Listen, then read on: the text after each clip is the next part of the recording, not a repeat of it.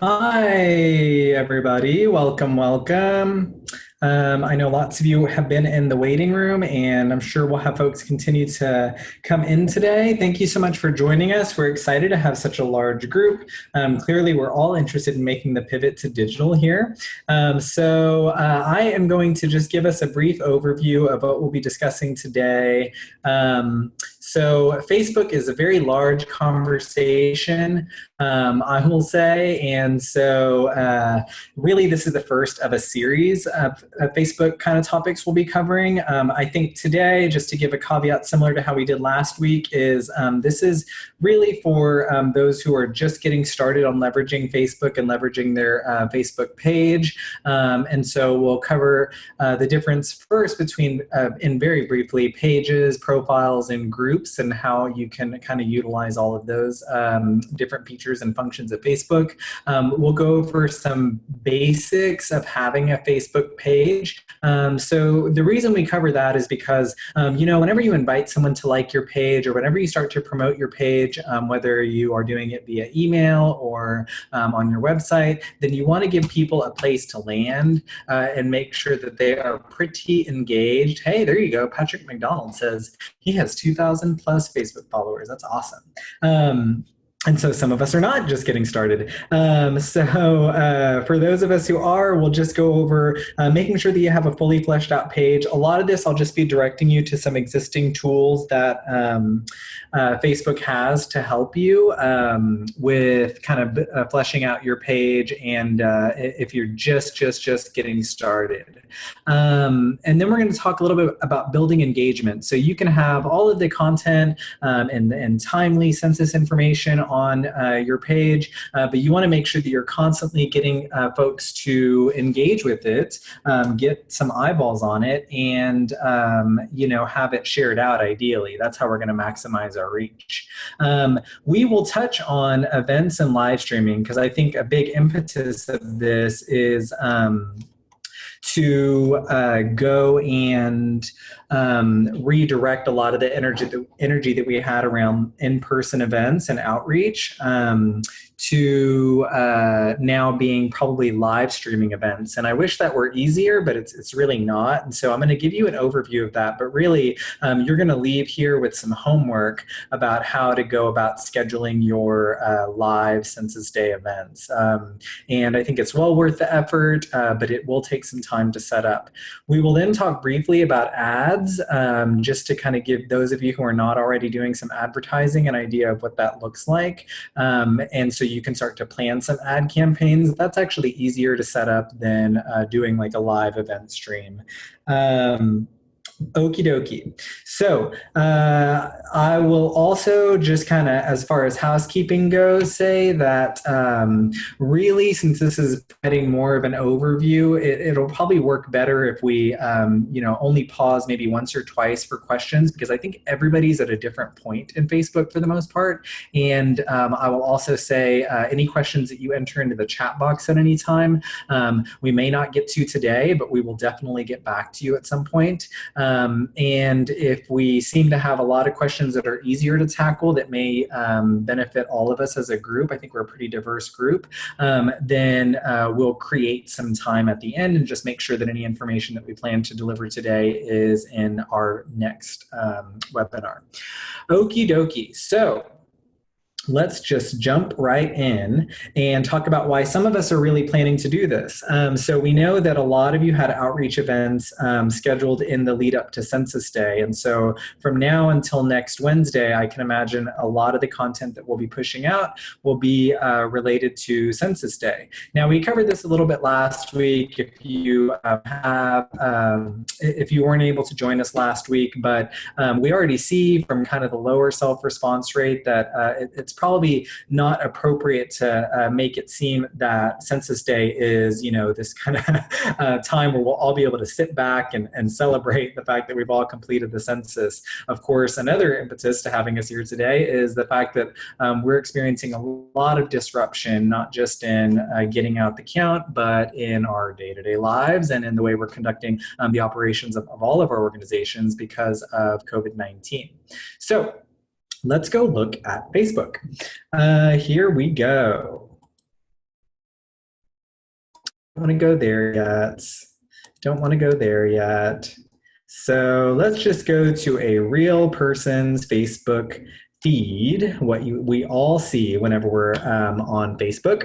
So this is my feed, and our goal in doing all of this is obviously just to show up on everybody's feed. There are a couple of ways we can do that, of course, by having them like our page or by running ads. So I think we all know this, and so like I said, I apologize if you're way past this point, but just because we have such a large group, then I think it kind of bears reviewing. There are basically 3 ways to engage on Facebook. You have your own personal profile, and everybody has to have a Facebook profile, whether or not you if you have a page, because pages are owned by profiles. Now, even today, there is a new feed, or not today, but in the last couple of years, Facebook has shifted a lot of this to being managed by business accounts, but there still has to be a Facebook profile or a Facebook account individual behind a business account. And most of what we're going to cover today, you don't need to really dig into the business manager side of Facebook. You can easily create an account without ever really knowing what that's all about. So I am going to go to the Texas Counts Facebook page, which we are probably all familiar with, because that's maybe how we found out about this webinar. And whenever you own a Facebook page, then you're probably used to seeing this view. So it looks a lot like you're visiting a page from just a visitor standpoint, but you have all these extra buttons over here. So I am going to just briefly walk you through, let's say you're newer to Facebook and you just want to make sure, like I was saying, that whenever people come to your Facebook page, that you're giving them something that they want to see, that they see the value of liking your page. I will just kind of briefly, if you don't know this, I will briefly walk through what happens whenever you're creating a post here. You can do a couple of things, obviously. You can just do our typical kind of photo video post, and you can just put out a call to get messages. So let's say today we wanted to post about, have you gotten your form? Do you have any questions about filling out your census online or on the phone? So let's go through a quick kind of real world example. Again, bear with me if you're a Facebook expert. And I am going to post something from the Naleo Digital Communications and Outreach Toolkit. So just give me one moment while I pull that up, please. So you'll go through the toolkit and find some of the amazing posts that Naleo has put together for us.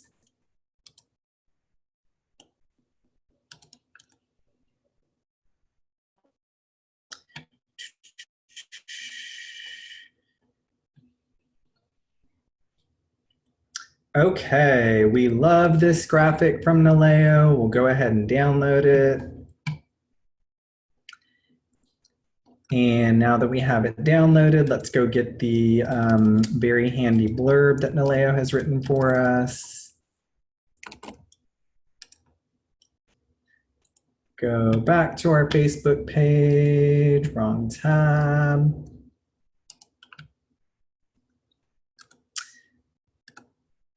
So whenever we say that you want to make sure that your Facebook is a page where people want to land and see the kind of content that they can stand to gain from liking your page. Part of that is, if you're newer to Facebook, then making sure that you have a good collection of content there for people to kind of see you as a resource on the census and know what they're going to get. And so part of the way you do that is you can go and backdate posts on Facebook, and you can schedule them out into the future. If I just wanted to post this right now, I would just hit post, super easy, right? Or I could go to my scheduling tools, or rather publishing tools, to schedule or backdate a post.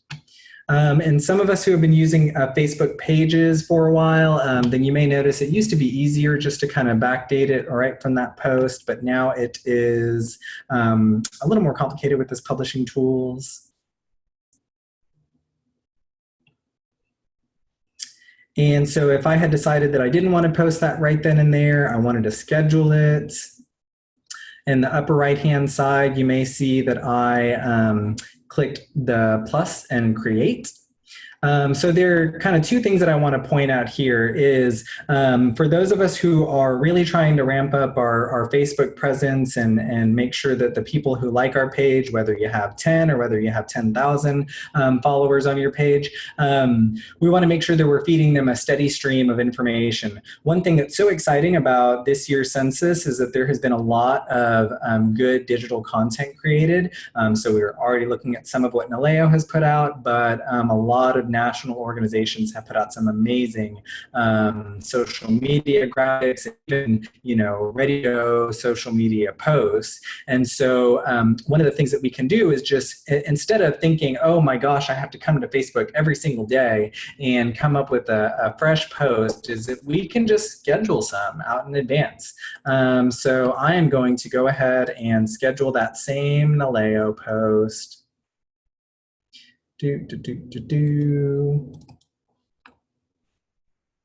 For tomorrow, because I posted something today and I am feeling pretty good about how it's looking for today, and so I just want to start feeding stuff into tomorrow or next week, right? And so now as part of kind of moving all of the scheduling to this publishing tools part of Facebook, they will suggest a time based on, they say it's really who your followers are, but I think also it's just Facebook's data on when they have a lot of user traffic. And so they'll suggest that I share this on Friday at 5 p.m.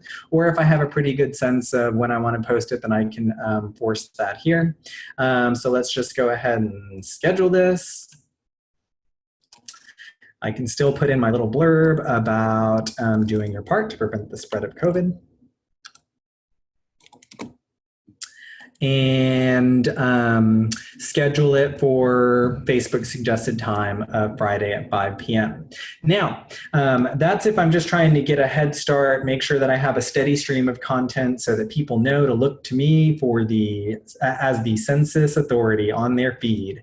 However, if we're just getting our page started and we want to make sure that people can still look to us as that authority on the census, then we may sometimes choose to backdate post. So again, kind of in the middle of the screen here underneath where it says newsfeed, and I drop down that menu to instead of schedule, I may want to backdate and say, oh, we're working on this since last year. And so it really will only let you backdate as far as when your page was created. We launched the Texas Counts campaign in November, so that's about as far back as I could schedule it. Obviously, this is just an example. It wouldn't have made sense to post about washing your hands while completing the census. But again, if we just wanted to kind of make sure that people saw us as a credible authority on the census, then that may be a good case for backdate. For purposes of the census, I don't think it's really that big of a deal. I think most of us will mostly be using the scheduling feature. So that is, quick and dirty on posting from your Facebook page. Remember, you can always get back to this publishing tools just from your very first page, just from your home on Facebook. I'm going to pause very briefly. We have a very active chat box and just kind of see, let's see. Okay, that is some wonderful stuff that Katie and Robin are posting for y'all to continue along. One other thing that I think is really important that we may sometimes forget, maybe if we start a page and then our individual kind of campaigns are evolving, especially I think right now, if you're at the home page of your Facebook page, this button here I think is really valuable. Again, kind of beginner stuff, but the default whenever we set up our pages is usually something like a learn more and go to your website, and they'll kind of just pick the default website that was put in for your business or for your community organization. Right now, we think that probably the strongest call to action is going to be contact us, which is really just going to kind of tee up a message anyway and send message. I don't think most of us, unless we're sending out daily emails at this point in our census campaigns, are going to opt for something like sign up or send email. I think now is the perfect time, especially as all of us are home and our schedules are disrupted, to use the send message button. Of course, that depends on your bandwidth as far as being able to respond to messages. Call now may apply to some of us. Who knows? I know some organizations do have census hotlines set up, but I'm assuming that most of us may want to retool so that we're able to kind of answer messages in real time. So I do think that button's pretty important. Like I said, whenever you're creating a Facebook page, then Facebook is pretty good about walking you through the steps to make sure that you flesh out your page pretty well. There's always a place, if you were to go up to settings, where you can go through the page setup process again, and they'll kind of walk you through just making sure that you have a nice discoverable Facebook page. All right, let's say some of the things that you want to do to make sure that people are able to find you. You're maybe a local organization and you want to make sure that people in your community know where to find you. In the settings, I keep the page info, and right here is a wonderful place to leverage your Facebook page in becoming more discoverable, right? And so this is a very, very short description, but I might take, if I was working, from scratch, I might take just the highest line description of my campaign or my organization from my website. Make sure you put in the word Census 2020, because if anybody happens to be searching around Facebook, we want to make sure that they find you that way. And you'll also notice that on your page there is this really powerful, and it's funny, I see a lot of pages around that don't have this. In addition to that short description, you have the opportunity to come up with something that's a little bit longer that is called your page's story. So if I scroll down here, and this is something that you would have had the option to set up whenever you started your Facebook page. Now, if you've had a Facebook page around for a really long time, then this was a newer feature that probably came out in the last 3 years. And so who knows, you may have this and never have filled it out because it's a newer feature. And so see where I am on the right-hand side of the page over here. And this is again called our story, and this is how I would edit my story. This is again very powerful for making sure that people know what they're getting whenever they come to your page. But really all of this is for searchability on Facebook, and a lot of what we do is for searchability on Facebook. And so if you're a local organization, I would especially make sure that I shout out my location, my specific communities, whether you're working at the county level, the city level, or the neighborhood level. If you were on last week's webinar, you'll know that I used the example of my neighborhood a lot because I have a pretty active little corner of urban Houston where I'm based, called the Houston Heights. And so we may do this a couple more times and just kind of use this example. But if I look at, just kind of search the Houston Heights, then I'll be able to connect with all sorts of places in my neighborhood. And the way Facebook knows that they're based in my neighborhood is going to be through those descriptions, some useful keywords, sometimes the page title, or if it's a business or an organization that has a physical address in my neighborhood, then that's another way that it would be discoverable. And so we think now is the perfect time, especially before we get into the nitty-gritty and the weeds of a lot of Facebook features, to just make sure that you have a really strong Facebook page and that you're fully leveraging all of the kind of organic reach that you can have just by fleshing it all out. So we have a fully realized Facebook page, and we have posted in the best of the best content from other people working in the census. Maybe we're signed up for a lot of newsletters that give you social resources. Then we think we're ready to take it to the next step, and that is building engagement. So what we want to do is become very familiar with how we can leverage groups and other pages. I know a lot of the resources come from organizations like Faith and Public Life, and Nueces Together, for example, is a complete count committee.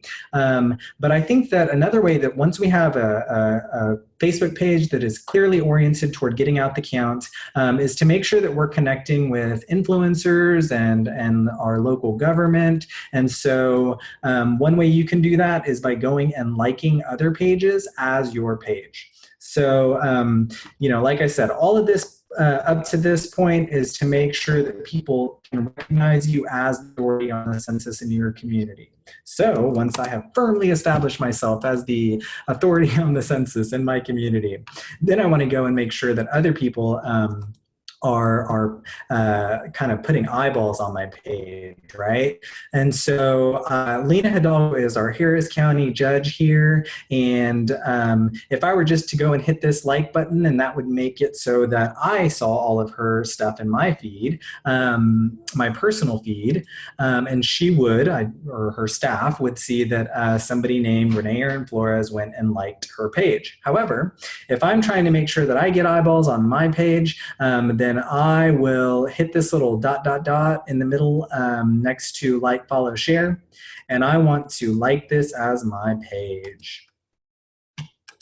So here's another thing to think about is if I am trying to leverage the power of other people's following. So Texas Counts only has 900 followers, but Lena Hidalgo has 8,900 folks who like her page and 9,300 who follow her page. And so what I might do is make sure that, I don't think Judge Hidalgo is here watching her page. I think it's probably a staffer and probably a dedicated social media staffer. Then I want to make sure that those people are seeing Texas Counts. And so what I would probably do is since I have liked as the Texas Counts page, you'll see that whereas if this was showing up in my feed, then I would just be able to hit the like button and have some sort of reaction, love, haha, sad, and be able to comment only as myself.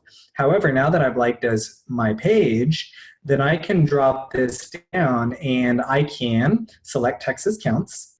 And as Texas Counts, I can love this post. As Texas Counts, I can, and think about it this way, not only are we having the eyeballs of Judge Hidalgo and her staffer in this example, but anybody else who is engaging on a post. And so let's say I were to make some connection between content that Judge Hidalgo was sharing out today. And let's just take this exact post. Harris County just issued its stay-at-home we're calling it stay home, work safe, but it's really a shelter in place order like most of us are having in our cities.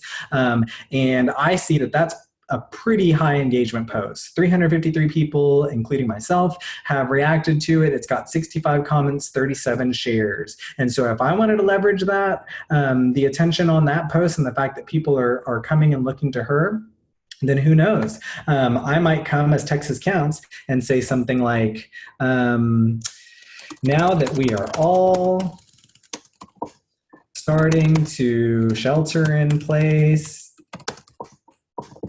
to prevent community spread and hashtag flatten the curve, because who knows, maybe somebody will find this through the hashtag flatten the curve too.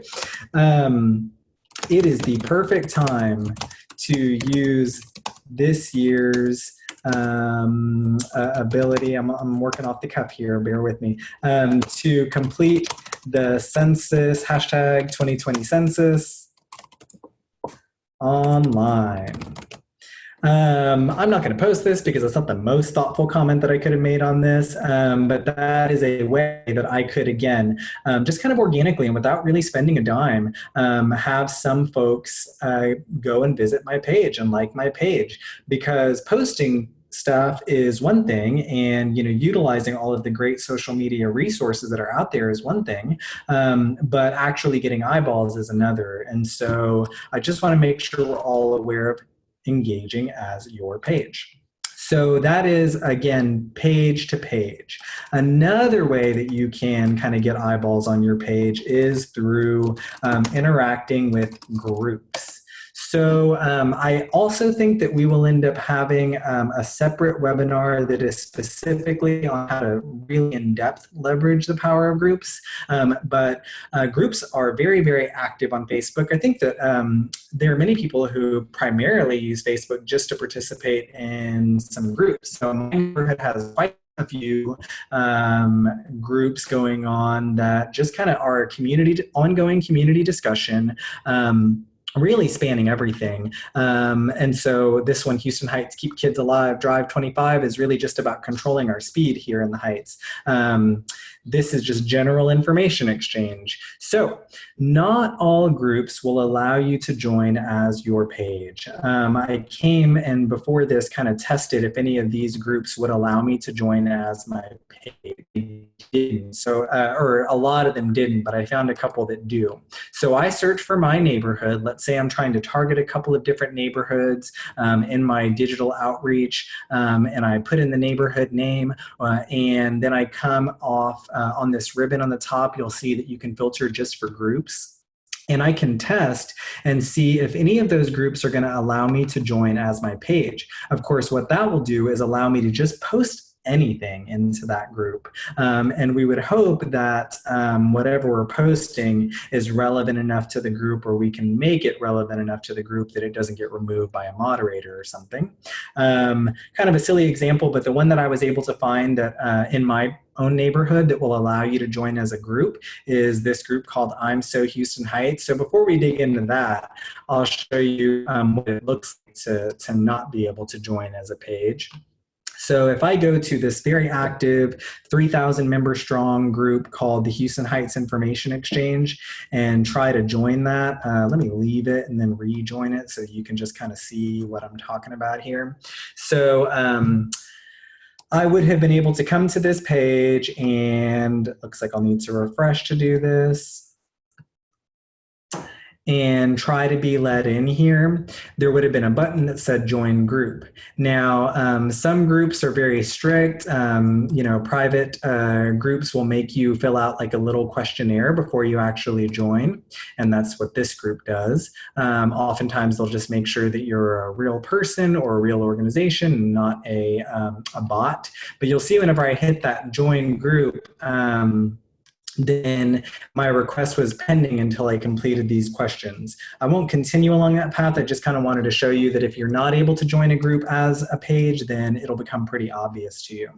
If you find some groups, and just to kind of step back a little bit, one of the things that motivated us to start this kind of more social media oriented series is because we're making the assumption that folks are at home on social media probably a lot more than they usually would be. And we're trying to make inroads into affinity groups to talk the census, because we know that getting out the count really applies to us all. It benefits us all. And so we started down this path because we realized that we all think about Facebook and Facebook advertising, but this is a typically underutilized feature. And so we think it's worth the time to go and play around and kind of brainstorm out of the folks that you're trying to reach, whether they are, a historically hard to count group, or whether your focus area is just more geographically based, then we wanted to make sure this was on your radar. So this is a perfect example of a group that can be joined as a page. I hit that blue button, and I can now scroll down and join it as my page. Are you from the Heights? I can answer, yes, I am. And then anything that I put into this group will be seen by the 619 members who are in here. And so I could very well, and it'd probably take a little time to go down this path, and it may not be worth it, but I could go to the Census 2020 Hard to Count map from CUNY Graduate Research Center and look up my neighborhood and either try to make us feel really good or try to create some imperative that we have not been very good about filling out the census. I will say, I looked at this last week with this group on our other webinar, and we actually have a pretty good response rate in my little corner of Houston called the Houston Heights. And so maybe I would come and I would just make everybody feel good and say, but if you haven't completed your 2020 census, now's the time. You can fill out online by phone. A lot of what we're trying to do here is just make sure that we're reaching people that we might not normally reach and that we're continuing the drumbeat about the census. So that is how to engage with a group as your page. Once you are a member, then posting in a group is pretty easy. We're probably all familiar with that because we're all, I would assume, at least part of one or two groups on Facebook. So I will go back to the Texas Counts page, and since we're about to delve into a newer topic, I'm just going to scroll through and see if we have any good questions. Let's see. Okie dokie. Excellent. No great questions. Now, what Katie Martin and Robin Paoli with the Texas Counts campaign are putting into the chat box are some of those resources that we were talking about that kind of provide you ready to share materials. And so we want to take out a lot of the guesswork of you starting to leverage your page or leverage your page. And of course, it's not out of the question we wanted to go ahead and we'll revisit ads in just a little bit, but let's say we wanted to go and, share out something that may have come from a NALEO or a Faith in Public Life or another Complete Count committee. And we could very well run an ad on that. And so it just didn't want us to think that every time we are running an ad or boosting something that we're only relying on our own content or resources. Okie dokie. So that is, again, fleshing out your page, making it discoverable, engaging with other pages, and engaging with other groups. I also don't think that it is out of the question to, if you want to involve your own network in raising awareness about the census, and you're pretty happy with the stuff that your Facebook page is sharing out, I think that one of the best ways to build engagement with your page is really just to invite your friends and encourage other folks to invite their friends. So we have a huge wave of followers on our Texas Counts page that was from two of our subcommittees going and promoting it to their individual networks. You can select, I'm going to invite my sister to like Texas Counts right now, in fact. So I'm going to select my sister, also send each invite in Messenger, and send that page to her. And again, probably not worth the time investment, but who knows? Let's just do it.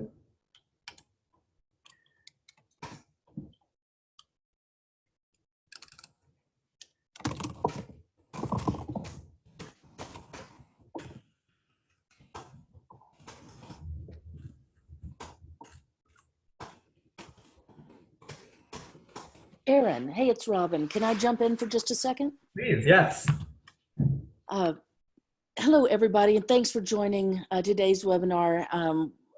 And just to add a little insight to what Erin's doing, we all know we're making a pivot to digital, that we had lots of in-person events planned where we were going to be giving people tools in person. We were going to be helping people in person. Some of us were planning to set up, mobile assistance centers that would have already been up and running by now. And as we're thinking about how that in-person touch gets delivered digitally, we're trying to get as granular as possible. So even in this webinar, where Erin is demonstrating some big picture best practices, he's also wanting to demonstrate that just one-on-one touch. That in the midst of this, you can reach out to another person, and in the same way we would have stopped and talked with them at an in-person gathering, we can give them that digital touch that says, I'm thinking about you and I want to remind you, or here's how you can do this, or be sure and get counted. And so all of the granular things we get down to in this is to give an example of a way we can still do that one-on-one in-person communication. And thanks, Erin. I'll turn it back over. Excellent. And thank you so much. And hey, guys, look at this. My sister came and gave me a thumbs up because she thinks the census is super important now because I have leveraged my personal network to make sure that I'm getting the word out. Did she like the page? Let's hope she did. If not, she will. So yes, thank you so much, Robin. I think it's worth taking that step back and just reminding ourselves exactly, it's going to be a long game with the census this year. And if we kind of revisit, and if you haven't had the chance to either, if you weren't part of our, oh, look, she accepted my invite to Like Texas Counts. How great. So I just created a census champion out of my sister. And hopefully she'll turn around and do the same thing with her friends. We did last week actually look at the hard to count map and talked about how you can get super granular in your outreach. Whenever we talk about ads, that'll really tie it all together. And it sounds like there was also some interest in having a deeper dive into Nextdoor. Because if you're using something like the Texas Counts tiered outreach map, which works at the county level, or if you're using the Census Hard to Count 2020 map, which actually takes you to the census tract level, then you can really, really, really leverage some of these, groups and whenever it comes to advertising, really drilling it down to zip code and radius around a zip code. And so yes, we are definitely thinking very granular here. Okie dokie. So that is just all about pages and groups. Now, I want to take a moment to pause and think about, I just noticed I was an hour off here. Events and live streaming. So I wish that scheduling a live stream was easier than it is, but it's not. And so what I'm going to do today is I'm going to give you a preview of what it's going to be like to schedule a live streamed event on Facebook. However, I would know that it's going to take you at least about an hour to do, well, if you're really fast, maybe it'll take you about 30 minutes to get everything in place in order to schedule your live stream. The great thing is you're not behind the curve because you can only schedule out Facebook live streaming events a week in advance. And so really today is the day that you can start working on scheduling your live stream. I realize after I give you this overview, it'll probably lead to a lot of questions. It really depends on the type of device you'll be streaming from, and it also depends on kind of who you have in your life who's going to be helping you set up your live stream. And so I'll give you an overview, but I just want to send everybody or invite you to reach out directly to us, info@texascounts.org, if you have any specific questions and we can help you troubleshoot. Really, it would probably work best if we kind of scheduled some time whenever it comes to scheduling your live stream event, and we can strategize and help you with the technical nitty-gritty. However, I'll try to send your way as many resources as possible to set you on this path. But just know that there's a difference between going live and scheduling a live stream. So to segue into that, I'm going to very briefly return back to the Texas Counts page and just show you that if we really wanted to just go live right now and talk the census with those who follow our page, it really is just as easy as, I don't want to do this live post. Let's refresh. It really is as easy as just going to your page, which you can do from a mobile device or from your computer. And let's just say you wanted to go live very briefly. And one of the great things about just going live directly from your page is that anybody who follows or likes your page get a notification that you have just gone live. Texas Counts has gone live. It's basically the same thing as if you went live from your personal page. So just very briefly, to make sure we know how to get to that, if we wanted to just go live right now and talk the census and say, hey, everybody, I'm at home and I just completed my census form online, then I thought it was super easy. There's a reason you can't find my camera, and so normally for you, it would come up just pretty easily, and it'll walk you right through the steps of just going live from your cell phone or from your computer. And whether you or somebody in your organization just wanted to go live and take questions, or you wanted to put up your go through the process of completing your census form online, or on probably wouldn't want to do it on the phone. You'd hand over a lot of personal data, but just know that this is going live and it is that easy. Now let's talk instead about scheduling a live stream. And a lot of us are probably going to this for Census Day next week, and we may find ourselves doing it again as we continue on in the census. So if you click the link that is going to be in the slides that we send out, and really the only value in sending you out those slides is this link and a couple of other ones we'll add. Actually, the Mayo Clinic has a wonderful synopsis of how to schedule a live stream. Then it's going to take you to this screen. And like I said, it's a little wonky, but I just wanted to give you an overview. I think all of us are over 100 very smart census champions, and so I think that we would all be able to figure it out. But they say 1, 2, 3. And so what they mean by set up is this is a separate live streaming software that you will have to install onto your device. I should probably pause here and say too that as you're planning your Census Day live stream event, or as you are thinking about other live streaming events that you might have, you cannot do these from a phone. You have to at least do these from a webcam, and that's probably going to be the easiest setup for a lot of us. But if you have a nice fancy camera and have the right gear, then you could also set that up.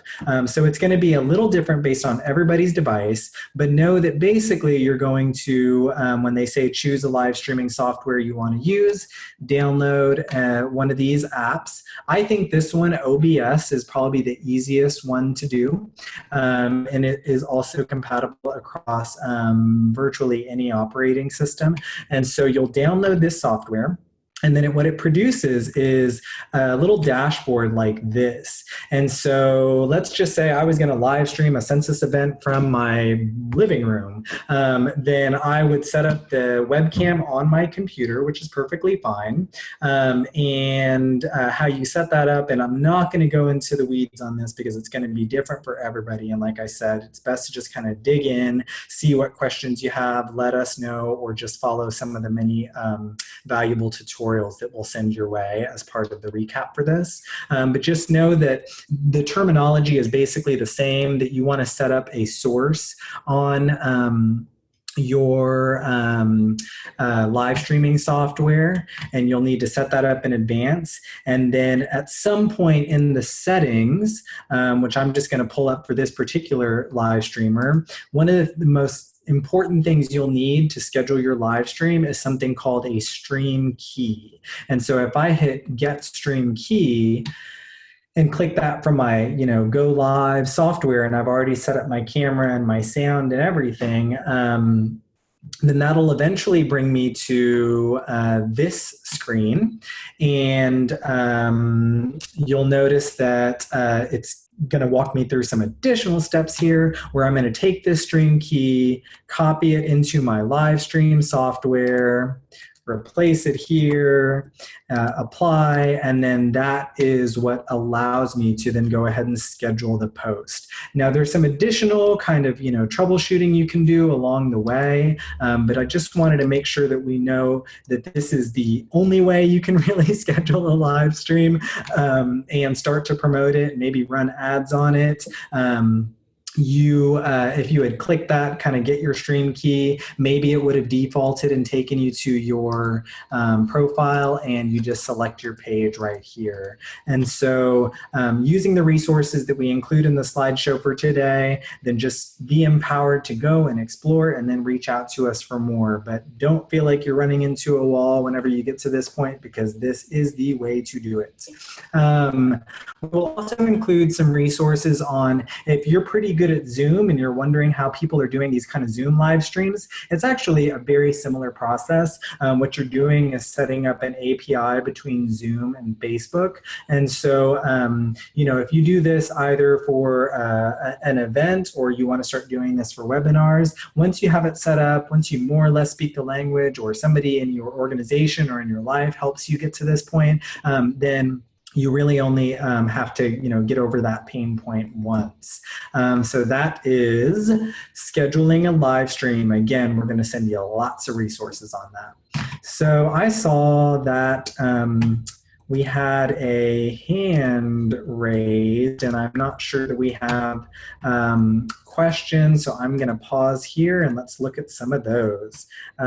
Katie is sharing some resources there, and Katie, I am going to take a question from the folks who have raised their hands. Let me get back there.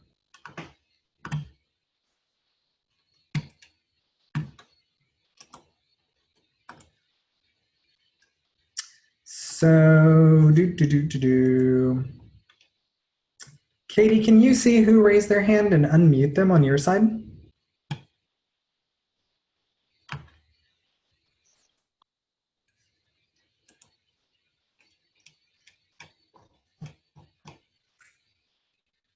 If you had your hand raised, you're probably unmuted right now. If you want to start your question, we can hear you.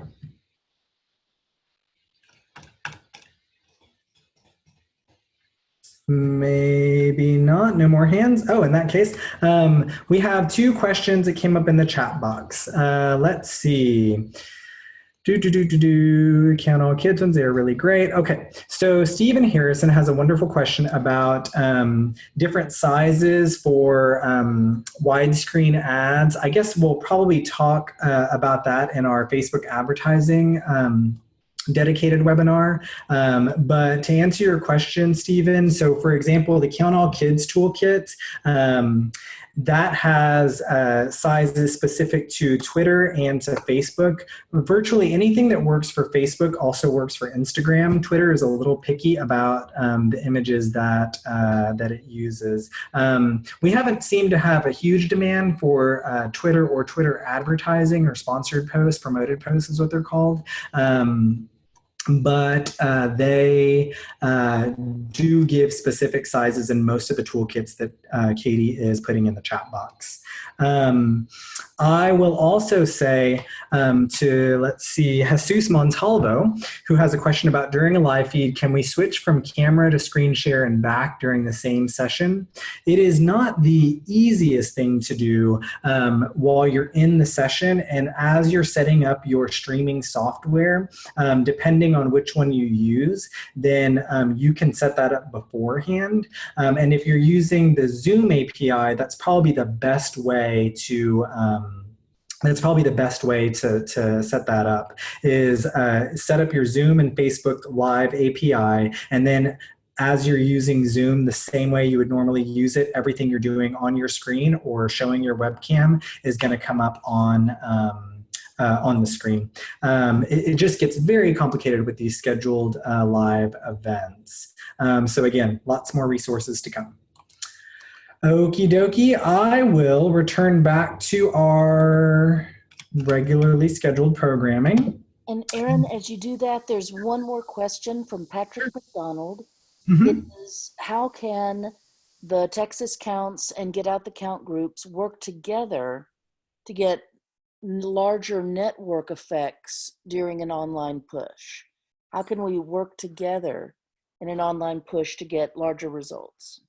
That is a great question. So here's the thing that immediately comes to mind is, let's say we wanted to plan some great live streaming events for Census Day. So, we're starting to get the juices flowing, and we're having a lot of fun kind of retooling our own plans for Census Day. And so we are planning a series of live events. And so we're starting to program that, but it sounds like we're going to have, one portion of the day mostly dedicated to Facebook live streaming. And then we're going to have a portion of the day that is for Zooms. And then we're going to have some that's just for Instagram Live. So on a Facebook Live event, then we can have co-hosts, and on a Facebook, or rather an Instagram Live event, we can bring in co-hosts. And so I think that's probably the best way to maximize our reach, is by inviting one another to become co-hosts of our events. So what I would say is, we probably need to start working together and connecting some dots, and kind of seeing who our regional partners are or our strategic partners are, and planning out times that we can kind of go live with different people as co-hosts. Instagram Live is super easy. You just go live, and then from within your Instagram Live video, then you can either let others in who request to be a part of your live stream, and then y'all can go back and forth, kind of split screen, or you can proactively invite people before you actually go live, and y'all can go live together. So that's the thing that immediately comes to mind. I feel like I may have answered that question in the wrong way, or you meant something else. And so if you want to put any more detail, Patrick, into either the Q&A or in the chat box, we'll be sure and follow up. And there is something called the Texas Counts group that we've never really promoted very much, that we could conceivably use to connect the dots and brainstorm, but I think that we're clearly already all in touch. And so if you'll just put a very detailed, thorough question in the chat box or in the Q&A, then we'll be sure and respond to that in probably a better way.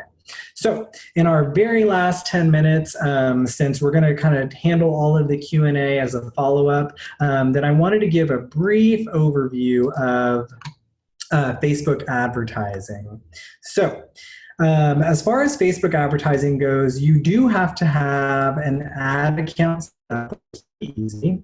So let's just go back to my Texas Counts Facebook page.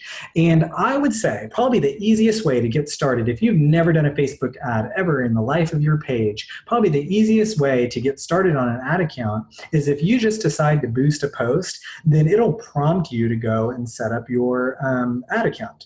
You'll notice, and I'm so glad that we're touching on this before we part ways for the day, that Facebook is letting us know, expect delays due to coronavirus. So for the most part, Facebook will approve an ad within a couple of hours, maybe within a day. But I don't really have a good kind of read on how long it's taking to approve posts at this point.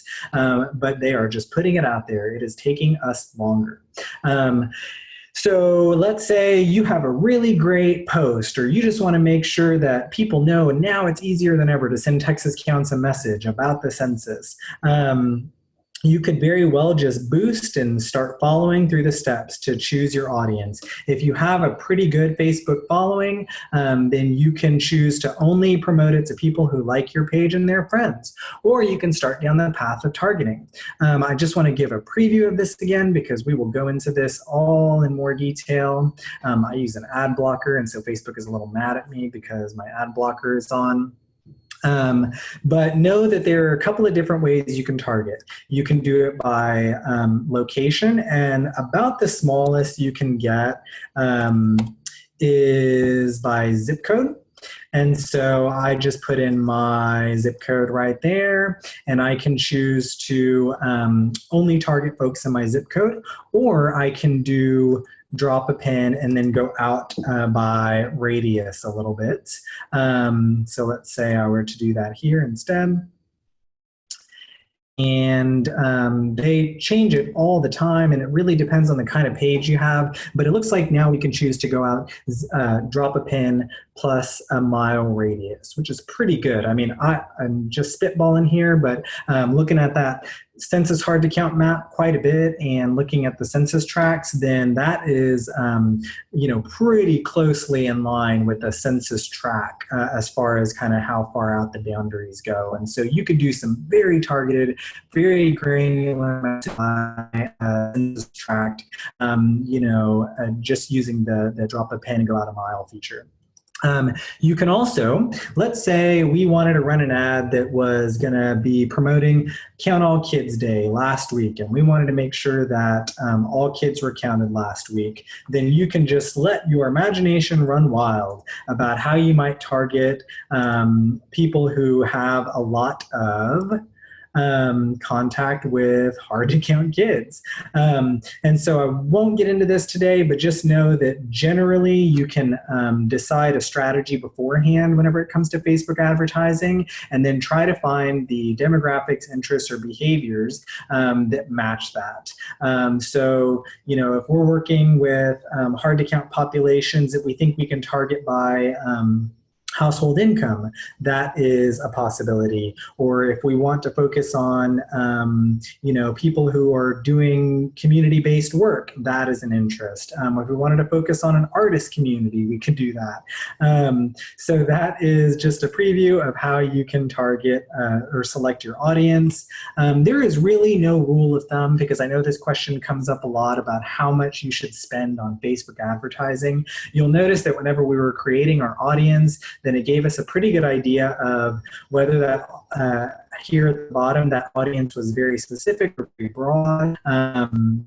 Then it depends on whether you're, really, really, really hyper targeting folks, whether $10 a day is good or $100 a day is good. So we'll get into all of that in more detail. But what brought us here was me showing you that you can create your ad account by starting down the Boost Post option. But it gets way more complicated, and that is where we will pick back up next week, all about Facebook advertising. So in the meantime, I know we're probably due for a very substantial recap, debrief, and answering your questions. If it's okay, just for the benefit of all of us who are on this webinar today, just know that we will take your great questions and use them to extrapolate some really good information to send out to the whole group.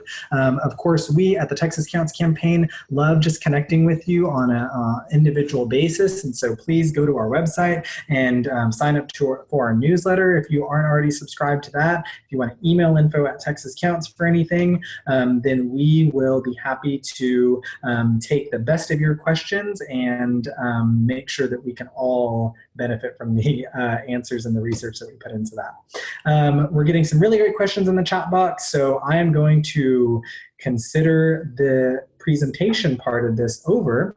If you want to hang out and I see any easy questions that we can tackle while many of us are still on the call, then you will do that, but consider this the end of the official presentation portion of today's Pivoting to Digital webinar. Thanks, Aaron. Thank you. I do think, Liz, that we will definitely want one of these for Instagram. It sounds like Facebook is where all of our interest is right now. We will probably send out a poll at some point, because there was also interest in using Nextdoor, but Instagram is also very powerful.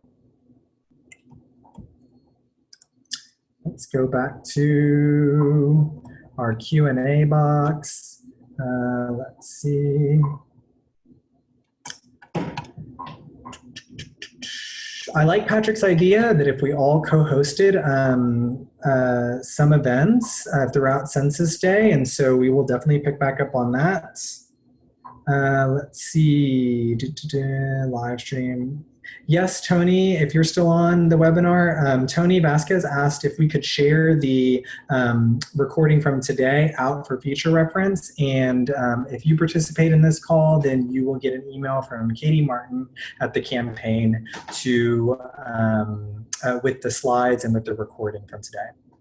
Patrick McDonald asked a great question about email and e-blasts. And Patrick, if you're still on the call, then or if you happen to see this in the recording, we just love MailChimp. We love MailChimp because it's freemium, so you can leverage a lot of the great tools of MailChimp at the free level. However, for as little as $50 a month, then you can access some of the more powerful features like predictive technology that helps you schedule emails for maximum engagement. And MailChimp integrates really well with a lot of websites so that you're not duplicating your efforts in list building and actually sending out timely email messaging. If you subscribe to the Texas Counts newsletter, that's produced in MailChimp. We think it has pretty great presentation value and is pretty flexible as far as design and setup goes. Let's see. Essie says, my Facebook account has been hacked many times. How secure is it that I will not be hacked and cause problems for others? Essie, that's a really good question. Now, we seem to all fall prey to getting our Facebooks hacked at a certain point. And so uh, there are a couple of things from protecting kind of your business page and your business following, or rather your organization page and your organization following. One, I would just invest the time to change your password often and make it pretty complicated, because a lot of the Facebook hacking that takes place is not the most elegant form of hacking. It's really from password having passwords that are a little too easy to gain access to. And so I would do that. And then I would also add, and if you go to Facebook's help and just put in two-step verification or two-step authentication, then you'll find some great tips on how you can make it so that only you can allow yourself to be logged into Facebook by getting a code texted to you on your phone, or by having to check your email for an additional authentication code. But yes, we do understand that that is a concern. And then we will probably have to dig into this in order to talk advertising, but just know that whenever it comes to your page and, the information that goes out via your page and any advertising that you do from your page, then you can assign, page rules that only allow people to post, and then you can make it so that somebody else has complete control over all of the account aspects of your page, so that and just before this, actually, I made sure that if something were to happen to my account, that Robin could do everything I could, from advertising to editing the page. And that's a little different from having just a page admin. It's actually having an additional admin and kind of backup of your Facebook. It's called business account, whether you're a nonprofit or a campaign or a community cause. So I would just go and look at, Facebook security features, two-step verification. Let's see.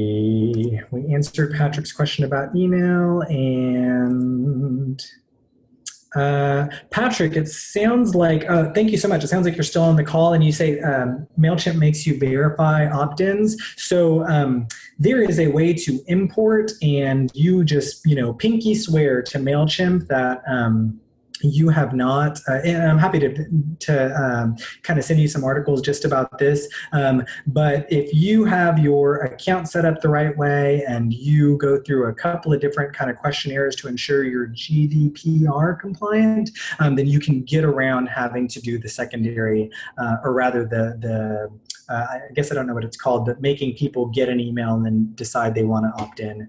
So I'm happy to tackle that. Probably just one-on-one is the easiest way to do that. So Patrick, if you haven't already and you're still on the call, if you will just kind of type your email into the chat box so that we know to connect with you directly. We have it through your registration anyway, of course. All right. I believe that is all of the open questions in the Q&A. And so with that, I will thank everybody who is bearing with us these 2 minutes past 5 o'clock, and think that is a wonderful stopping point. So thank you everybody again for joining us, and we look forward to picking back up next week and to getting all of your questions and sending you more resources.